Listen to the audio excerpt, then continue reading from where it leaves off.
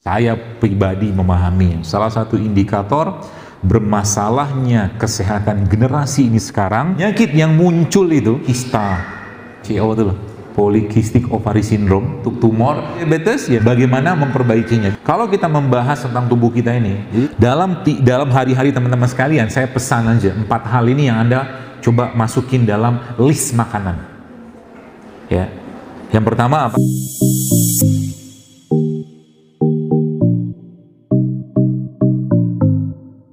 Dalam Islam, kunci kesehatan itu ya bukanlah dari fisik, tapi dari apa? Dari kolbu dulu. Nabi mengatakan dalam sebuah hadis, "Ala wa inna fil jasad mudghah," kata Nabi.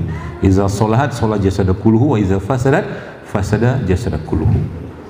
Dalam tubuh kita itu ada pengendalinya, pengaturnya. Yang ngatur itu kalau dia baik, maka baiklah semua, dia rusak, rusak semua. Yang kita kenal dengan kolbu atau hati. Gitu. Dia pengendalinya. Jadi teman-teman di sini yang Anda masak, sebelah mungkin yang suka masak di sini kan. Kalau dulu saya masih mahasiswa suka masak. Ya. Jadi masak itu kalau Anda misalkan aja kita masak sup, Anda masak sup. Sup itu bumbunya misalkan ada jahenya, ada cengkehnya, ada kayak misalkan gitu kan. Buatlah sup tadi takarannya dalam keadaan yang sesuai dengan resep yang Anda pakai. Misalkan sekian gram, sekian gram, sekian gram. Ya. Tapi pertanyaan saya atau mungkin lanjutan lah, coba bikin sup tadi dalam keadaan Anda lagi marah, baper, nggak enak hati, kira-kira ada rasanya nggak? Nggak ada. Hambar mungkin, nggak bisa menerima badan itu. Ya, jadi dia pengendalinya. Dan inilah yang terjadi pada zaman sekarang. Jadi kenapa kalau boleh saya bilang wanita itu kan penyakitnya kebanyakan berhubungan dengan perasaan. Contoh, tahu PCO kan? PCO itu loh, polycystic ovary syndrome. Mungkin kalian yang belum nikah belum tahu. Itu tuh penyakit di mana sel telur pada wanita tadi mengalami apa tuh namanya? Dia nggak matang gitu loh. Sel telurnya nggak matang. Jadi sperma ketika ketemu yang nggak matang, gimana mau berbuah gitu loh. Pertanyaannya, nggak matangnya kenapa? Salah satunya karena stres, banyak pikiran. Ya, jadi kalau orang PCO itu, ya nanti mudah-mudahan Anda jangan lah. Saya berharap terutama yang ahwat-ahwat di sini coba dijaga makanannya. Kenapa? Salah satu indikator, saya pribadi memahaminya, salah satu indikator bermasalahnya kesehatan generasi ini sekarang adalah tingkat atau usia menstruasi pertama kali wanita-wanita yang sudah berubah zaman sekarang. Betul? Zaman dulu menstruasi itu, menarki kita bilang itu kan usia rata-rata 15 loh. SMP kelas 1 atau kelas 2. Betul? Zaman sekarang SD kelas 3 sudah ada mens. Ada. Kelas 4 sudah ada mens. Itu indikator tingkat kematangan. Akhirnya apa? Nanti teman-teman sekalian, balik-baliknya salah satunya adalah ke penyakit-penyakit reproduksi. Maka tidak heran zaman sekarang yang dimakan nggak sehat, yang ditonton nggak sehat, bergaul sama nggak sehat orangnya. Contoh gitu ya. Akhirnya apa? Menstruasinya bermasalah. Kalau sudah menstruasi bermasalah, sering saya sampaikan di awal-awal banyak kajian saya, itu gerbang pertama kalinya muncul penyakit. Rahimnya tidak sehat, gennya tidak sehat, yang suami juga punya gen yang tidak sehat. Kenapa? Tiap hari bakso, mie ayam, cilok, cireng, seblak gitu. Tidak. Betul. Sekarang saya tanya teman-teman, ini pertanyaan sederhana, apakah Anda tiap hari makan jeroan? Enggak kan? Tiap hari nggak makan jeroan. Tapi pertanyaannya, apakah tiap hari Anda makan gula pasir? Hampir sebagian besar. Dan produk turunannya, atau bukan gula pasir, apakah tiap hari Anda makan gula? Dalam bentuknya. Contoh begini, tepung itu gula, nasi itu gula, gula pasir itu gula. Coba kita cek aja sekarang. Ya, kita bukan untuk bongkar-bongkar aib. Coba saya tanya, siapa di sini yang hari ini badannya sudah kemasukan produk 3 tadi, nasi putih, tepung sama gula pasir? Coba angkat tangan.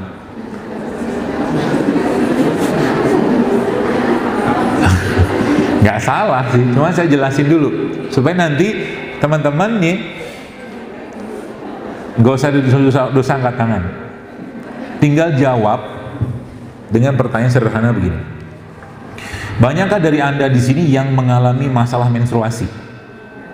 Banyak? Masalah menstruasi ada 3. Waktunya yang ini kayaknya kegedean deh. Waktunya yang memanjang, jumlahnya yang berlebihan, nyerinya yang terlalu banyak, terlalu besar. Itu masalah menstruasi di 3 itu. Maka tidak heran kalau bagi Anda, ya ketika nanti ketemu dengan suami, katakanlah sudah nikah, biasanya masalah tadi terungkap semua tuh. Ya, itu sebabnya kalau biasanya ada akhwat, ada muslimah tanya ke saya, dokter, apa saran dokter untuk kista, untuk tumor? Biasa pertanyaan saya tanya dulu, sebelum kena ini, saya bilang gitu kan, apakah menstruasi Anda bermasalah? Jawabannya iya. Jadi menstruasi itu gerbang awalnya. Mens Anda nggak boleh sakit, mens Anda nggak boleh berlebihan jumlahnya, mens Anda tidak boleh memanjang waktunya, nggak boleh. Kalau itu sudah bermasalah, maka cari sebabnya apa. Ya, mati lagi. Ya gitu teman-teman ya. Nanti kita akan bahas bagaimana memperbaikinya. Dan ingat, generasi ke depan itu akan bergantung dari apa? Dari rahim Anda sekarang, dari sel telurnya, dari spermanya, gitu loh. Nah, jadi bagaimana Islam mengajarkan? Insya Allah kan gampang sekali, asal mau aja. Apalagi yang banyak banget yang tanya ke saya, ternyata nurunin berat badan tuh gampang banget, asal mau. Anda masih zaman sekarang kan nggak kayak zaman dulu, ya. Banyak yang masih mahasiswa sudah gemuk-gemuk. Kenapa gemuk? Karena tiap hari makan gula, gitu loh. Olahraganya jarang, puasanya jarang, sayurnya jarang, buahnya jarang, air putihnya jarang. Wah, salam. Ya, seperti itu. Baik, nanti kita akan belajar teman-teman bagaimana, insya Allah semoga Allah mudahkan, bagaimana memperbaiki itu semua. Ya, dan Allah Subhanahu wa Ta'ala telah memberikan konsep yang sangat jelas. Pertama begini, kalau kita membahas tentang tubuh kita ini, jadi logikanya begini aja.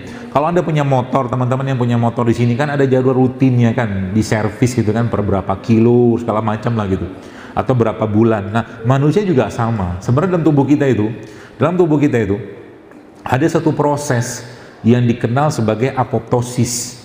Apoptosis itu membunuh diri terprogram sel. Nah, rata-rata apoptosis itu terjadi 11-14 hari rata-rata ya. Kalau kita ambil tengahnya, maka akan ketemu 12 hari. Kalau kita bagi antara 1 tahun dibagi 12 atau 365 dibagi 12, maka akan ketemu angka 30. Jadi 30 itu apa? Program rutin servis tahunan badan kita yang kita kenal sebagai puasa Ramadan. Setiap hari tubuh kita itu dikondisikan untuk bunuh diri, sel yang rusak. Tadi pertanyaannya, kenapa Ramadan tidak memberikan efek? Kenapa? Makannya banyak, makannya nggak sehat, udah gitu apa? Ngajinya kurang. Padahal Ramadan bukan bulan banyak makan. Ramadan adalah bulan banyak ibadah. Karena 11 bulan kita sudah banyak makan. Kan gitu.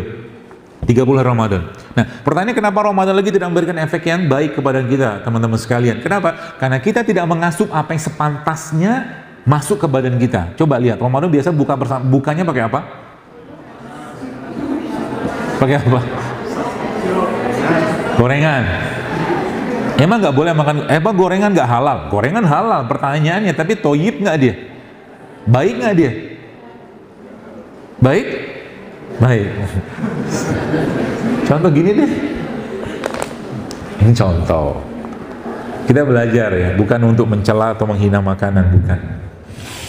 Ini ada satu cup, satu gelas stroberi. Sehat?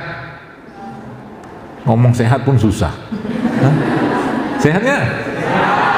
Tolonglah direspon. Sehat ya? Insya Allah. Kalau Anda makan ini, ya misalkan ya, Anda akan sehat? Insya Allah sehat. Nah, ini contoh. Nah, satu lagi di sini, misalkan nih, ada satu cup yang isinya apa? Apa tuh, cilok ya? Ya kan, yang biasa pakai cup gitu loh. Sebasreng. Apalah itulah namanya. Pokoknya yang cup yang sama. Sebelum mungkin cilok cireng gitu loh. Yang dicelupin dalam kuah kacang itu. Gitu? Betul nggak? Nah, kira-kira sehatan yang mana? Yang kanan ini atau yang kiri? Yang ini kan? Kalau Anda dikasih pilihan makan, yang dimakan yang di mana? Kiri. Kenapa dimakan? Jawabannya karena enak. Enak, sehat nggak? Nggak sehat. Ini enak nggak? Enak juga sebenarnya. Itu sebabnya banyak masalah kesehatan yang sekarang terjadi gara-gara apa? Gara-gara kita makan untuk memenuhi kebutuhan seleranya kita. Itu aja sebenarnya. Nafsunya dipenuhi, dan itu bagian dari penyakit sebenarnya. Apakah kita nggak boleh makan yang cilok, cireng, atau gorengan tadi? Boleh, nggak ada yang ngelarang. Cuma pertanyaannya, kalau ada yang lebih baik, kenapa nggak pilih yang lebih baik? Apalagi kayak sekarang, ada pernah tanya ke saya, dokter bagaimana caranya saya mahasiswa nih bisa hidup sehat ala-ala JSR-an gitu kan? Saya bilang, gampang banget kalau mahasiswa, puasa aja terus. Iya kan? Betul nggak? Lagi mau iftar, datang ke masjid yang ada iftar jama'inya, yang buka puasa bersama itu loh. Nggak ada modal kan? Betul nggak? Makan kurma 2-3 butir, habis itu modal beli buah ya sedikit, 10.000, 15.000 sudah cukup sebenarnya. Gitu loh. Cuma untuk melakukan itu susah nggak? Susah. Makanya sering saya sampaikan teman-teman sekalian, hidup sehat itu kayak orang bangun tahajud. Susah nggak? Susah. Tapi kalau kita nggak maksain bangun tahajud, sampai mati juga nggak bakal tahajud. Gitu? Sama juga hidup sehat. Pertanyaannya, ini kita kembali ke ini dulu. Untuk apa sih ngelakuin beginian? Ada satu kata yang mungkin teman-teman perlu ingat. Bukan kata sih. Allah berfirman dalam Al-Quran, "Walaqad khalaqnal insana fi ahsani taqwim," kata Allah. Dan kami ciptakan manusia sempurna banget. Tolong coba berniat mulai sekarang.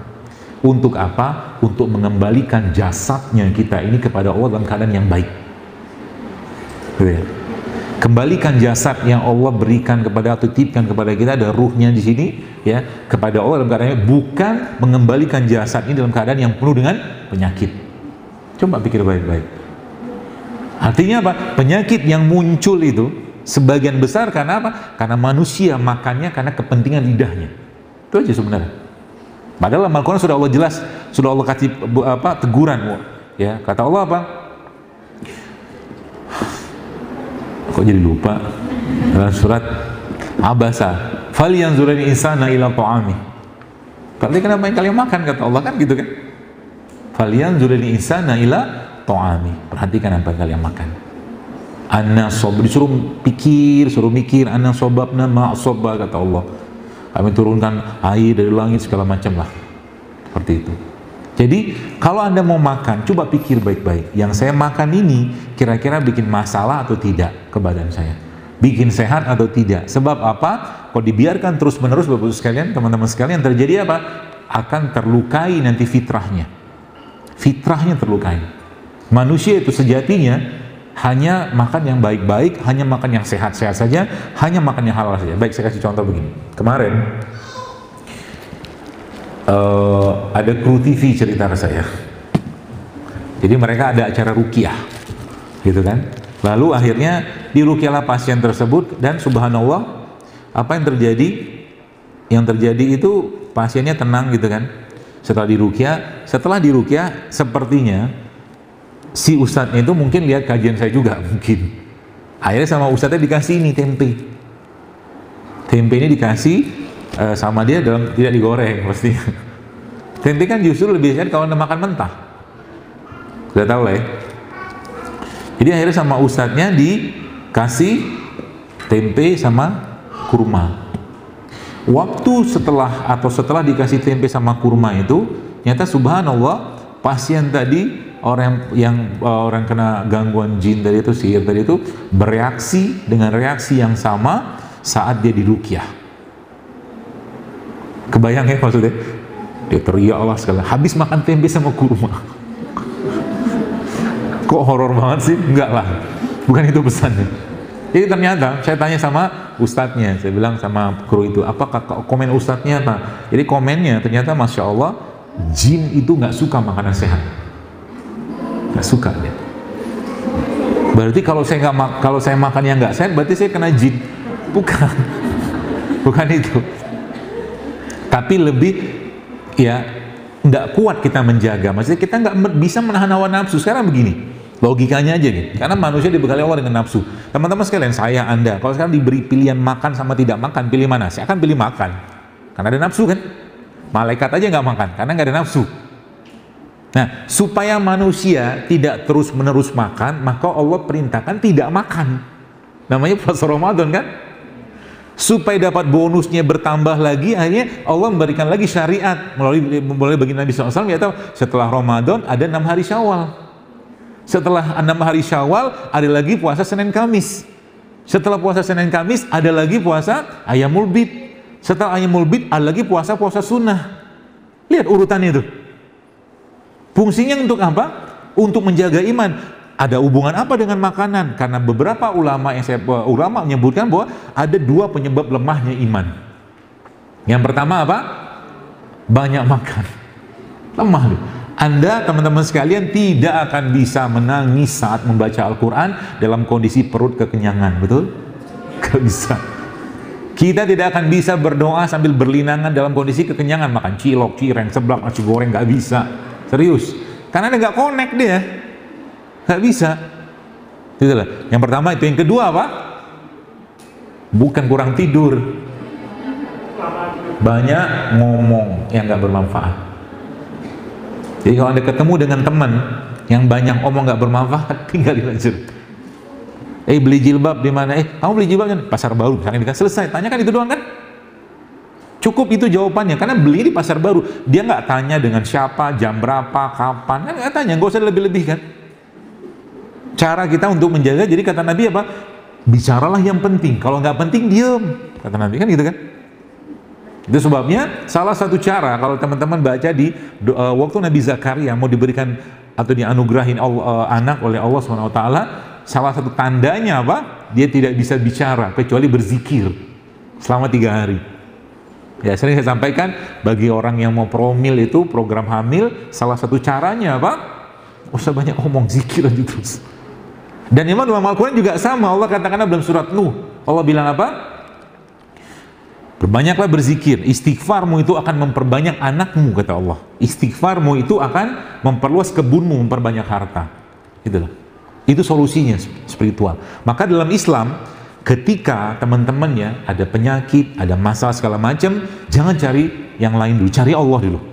Kecuali emergency, mungkin ada perdarahan, patah tulang, itu lain cerita. Tapi kalau ada apapun yang sifatnya kita butuh solusi, Nabi SAW ajarkan apa? Berwudu 2 rakaat, berwudu, habis berwudu sholat sunnah 2 rakaat. Itu dulu minta petunjuk sama Allah. Itu solusinya. Ya, jadi berarti kita mulai sekarang nih makannya harus mikir. Iya. Makan harus mikir. Saya kemarin subhanallah dapat sebuah ceritanya lagi belum selesai yang ini tadi. Ingat. Jadi ceritanya si ustadz tadi itu, saya tanya lagi ke beberapa teman-teman peruqyah. Apa memang jin tuh nggak suka dengan makanan? Nggak suka, termasuk nggak suka dia dengan rimpang-rimpangan. Ada 2 rimpang yang jin nggak suka banget, brotowali sama temulawak. Nggak suka banget ya. Ya, bahkan beberapa teman-teman itu cerita, teman-teman peruqyah, kebetulan saya nggak meruqyah ya. Jadi teman-teman itu cerita, ada beberapa orang-orang yang ketika diberikan habatus sauda oleh orang yang baik, ya orang yang soleh, teman-teman sekalian, itu ternyata langsung bereaksi. Itu nggak heran yang malu saya katakan Imam Ahmad bin Hambal Ya, itu pernah suatu diminta tolong oleh orang untuk meruqyah. Ada orang kena gangguan sihir, jin seperti itu, dia diminta tolong. Bapak Ibu, teman-teman tahu nggak apa yang dikerjakan? Apa datang ke tempat orang itu? Enggak. Dia bilang apa? Bawa sendalku ini, dia bilang. Pukulkan ke badan dia, jin akan pergi. Modal sendal doang. Gitu loh. Imannya orang dulu kayak begitu. Ya baik. Nah, begini. Ceritanya kembali ke cerita Ustaz tadi. Dia bilang gini teman sekalian, dia bilang gini, Masya Allah, dia bilang, saya berapa kali Ustaz, cobalah dikendalikan makannya, saya bilang, kurangi makannya, bla bla bla segala macam. Nikmat dari Allah, gitu kan. Ini kan macam-macam lah hujah-hujah beliau kan. Tiba-tiba kemarin adalah suatu hari itu saya dapatkan hasil labnya, dan hasil labnya memang mencengangkan sekali. Kenapa mencengangkan? Karena boleh dikatakan ya menurut saya sudah positif diabetes gitu loh. Kenapa diabetes? Ya salah satunya karena terlalu banyak nasi putih, kan gula tuh. Ya seperti itu. Maka saya cuma berpesan, hanya bisa berpesan, yuk jaga. Ya, makannya jaga, mikir kalau mau makan. Kalau misalkan ada dikasih tempe kayak begini, tempe ini kan sebenarnya tempe nggak mentah sih, sudah matang kedelainya kok. Udah pernah nyobain tempe dimakan sama madu? Sudah pisau nggak? Saya mau kasih tunjuk nih, biar Anda jadi mahasiswa, bukan saya, jadi pemuda rimpang.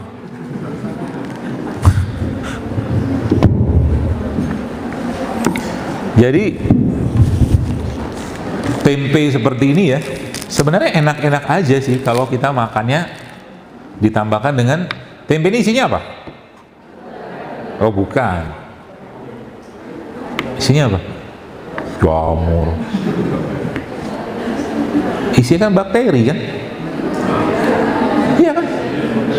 Yang kita kenal dengan apa tuh? Probiotik itu loh. Iya kan, jadi makanan probiotik itu adalah makanan yang mengandung bakteri. Ya, seperti itu. Ini saya contohin.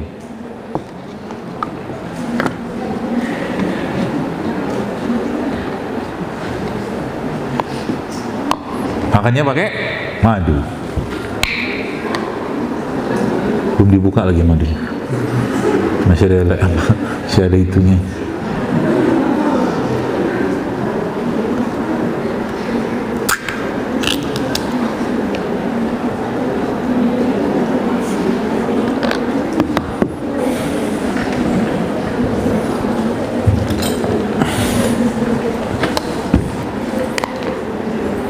Mana MC?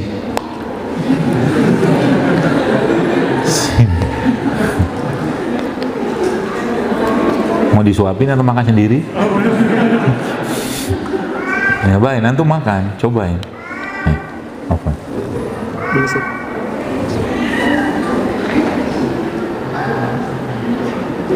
Coba kasih tunjuk mukanya. Terpaksa nggak sih? Enak? Karena nggak biasa aja. Ini ngomong. Kayak manis-manisnya gitu. Kayak apa? Kayak ada manis-manisnya gitu. Ya iya, ada madu. Nih kasih temanmu deh, suruh makan. Mic-nya tolong balikin.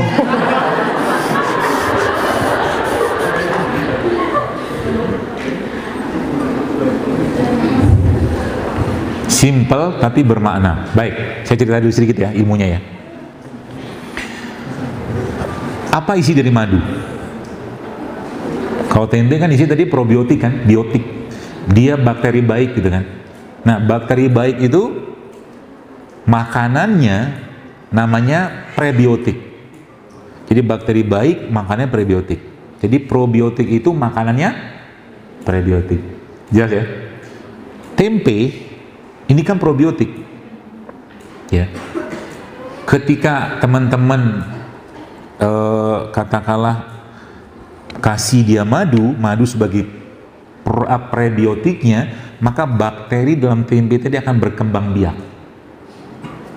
Kalau dia berkembang biak ketika masuk ke pencernaan kita, maka dia akan perbaiki isi ususnya.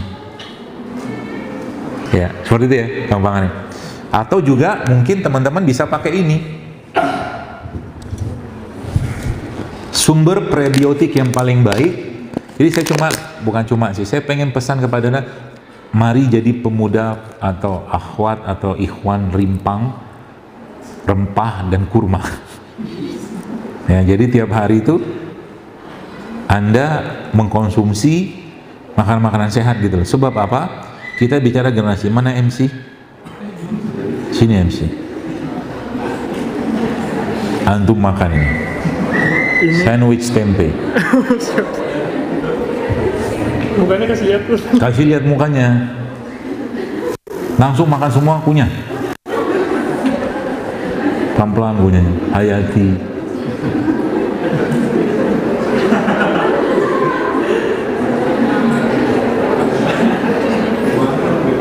Tuh, ngangguk-ngangguk dia. Kasih testimoni dulu. Pegang Pak, pegang.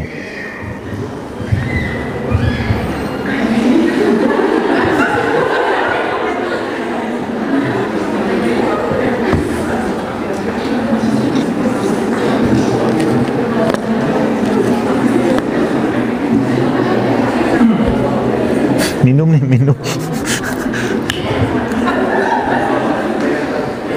Minum.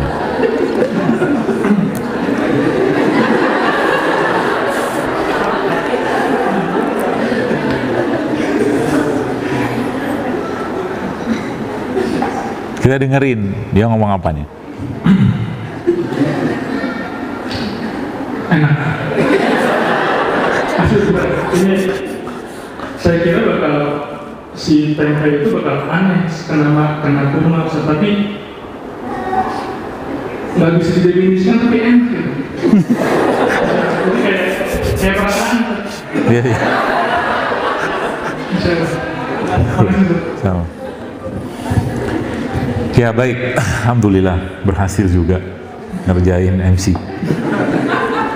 Ya terus kan, jadi tempe nih setahu saya jenis bakterinya bukan bakteri yang kuat tahan panas, nanti coba tanya ahlinya. Ya.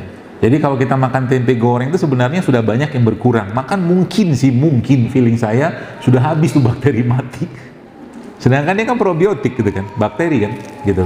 Jadi semakin banyak probiotiknya, semakin banyak prebiotiknya masuk ke badan kita, nih saya kasih solusinya aja.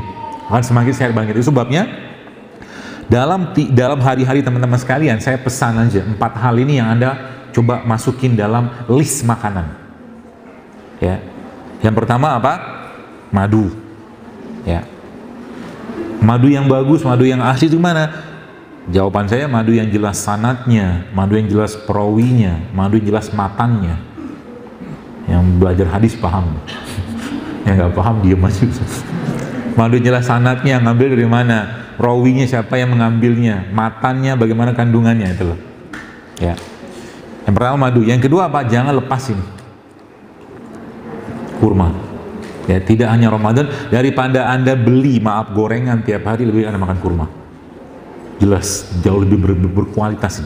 Ya, jadi seperti itu. Yang ketiga apa? Yang ketiga ya. Rempah. Apapun bentuknya. Ya, rempah itu contohnya apa sih?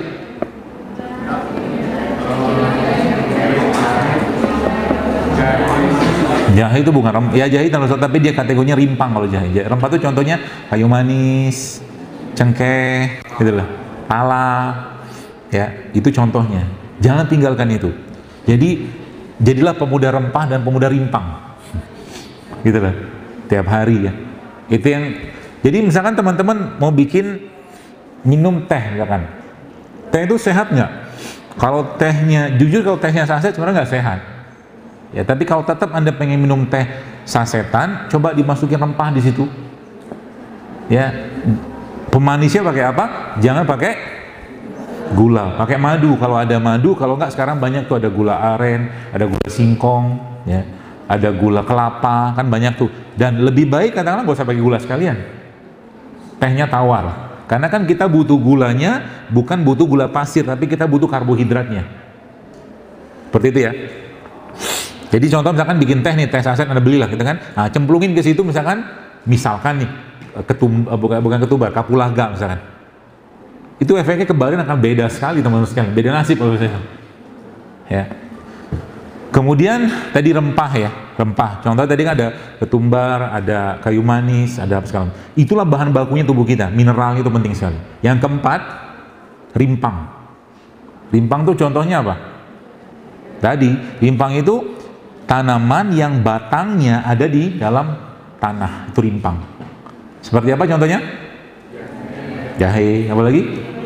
Kunyit, lengkuas, nah gitulah. Ya. Temulawak ya juga sama tuh, seperti kurang lebih kayak begitu ya.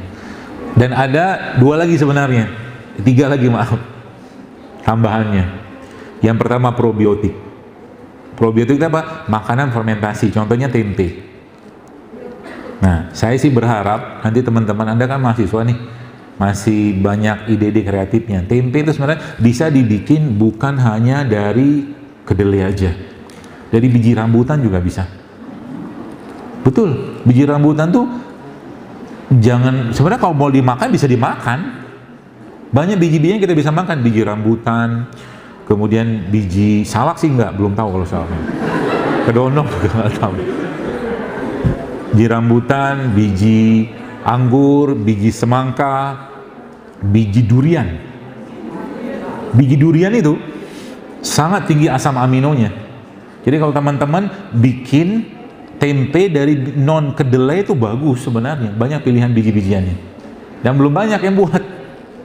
Bikin tempe ini kan gampang sebenarnya kan. Modal ragi doang. Modal ragi taruh di satu tempat selesai gitu loh. Jadi dia. Ya. Jadi bikin sebenarnya itu probiotik ya. Jadi makanan itu sebabnya mungkin adik-adik mungkin pernah baca bahwa salah satu makanan paling sehat di dunia namanya apa? Rendang. Rendang sehat nggak sih? Enak iya, sehat mah tidak. Ya, jadi kalau salah satu makanan sehat di dunia yang diakuin adalah kimchi. Ya. Kimchi itu makanan Korea itu loh.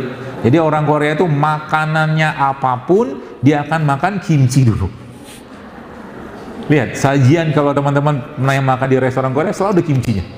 Dan itu luar biasa pentingnya buat pencernaan kita sebenarnya ya. Kimchi. Jadi tadi probiotik ya, ini salah satu probiotiknya. Contoh yang lain probiotik apa? Banyak miso. Miso tuh probiotik tuh. Ya, itu masukin ke badan tiap hari itu. Dan yang ketiganya yang keberapa? 1, 2, 3, 4, 5. Tadi kan udah 4. Yang kelima berarti yang keenam. Yang keenamnya prebiotik atau juga tambahkan situ asam amino. Contoh kayak begini nih. Ya kayak mungkin kita membahas kayak sayuran, buah-buahan, itu kan ada banyak prebiotik di situ. Jadi makanannya probiotik itu adalah prebiotik. Teman-teman masih suka makan nasi putih? Nasi. Saran saya dimodif nasinya. Iya, udah modif nasinya. Supaya nasi putih itu kan kenapa banyak dilarang? Karena tinggi banget gulanya. Itu masalahnya. Kalau sudah makan nasi putih, apa yang tadi saat Anda kuliah? Ngantuk loh. Karena tubuh susah tubuh kita tuh berat sekali memetabolisme gula pada nasi itu gitu. Caranya gimana supaya nasi tetap tinggi seratnya? Gampang. Saran pertama, ini saya saja. Kalau mau nyobain sih, nanti coba ambil cabai rawit begini, tambahkan bawang putih, tambahkan serai sedikit, ditumis pakai minyak kelapa ya, tumis pakai minyak kelapa atau kalau enggak pakai minyak zaitun, tumis api kecil aja, nanti tambahkan garam sedikit, garam bukit ya, atau garam laut, garam yang sehat lah, sama tambahkan lada hitam ya, dioseng-oseng sebentar. Itu nanti dimasukkan ke nasinya. Tapi ini bukan nasi goreng sih ya. Kebayang ya? Jadi bukan nasi goreng, tapi ini dalam rangka ngasih serat dan mineral penting ke nasinya tadi. Sehingga nanti nasinya tidak terlalu berat untuk dicerna badan kita. Kebayang ya? Itu yang pertama. Atau yang kedua, Anda bisa pakai pola ini. Nanti bikin sambal. Sambal apa isinya? Iya, ada cobekan tapi nggak tahu buat apa. Isi sambalnya nanti cabai rawit, kurma sama bawang putih sama garam. Jadi karena judulnya kita sudah mulai berpisah sama gula pasir, maka teman-teman bisa ganti pemanisnya pakai kurma. Gitu lah. Diulek-ulek sebentar, lalu ini tempenya Anda ancur-ancurin, masukin ke nasinya, maka nasi Anda full serat, full protein, full probiotik. Kebayang ya? Kalau mau sedikit ada sensasi manis-manisnya, sugir-sugirin kurma di situ. Aneh tapi enaknya minta ampun. Saya udah pernah nyobain misalnya. Ya, seperti itu.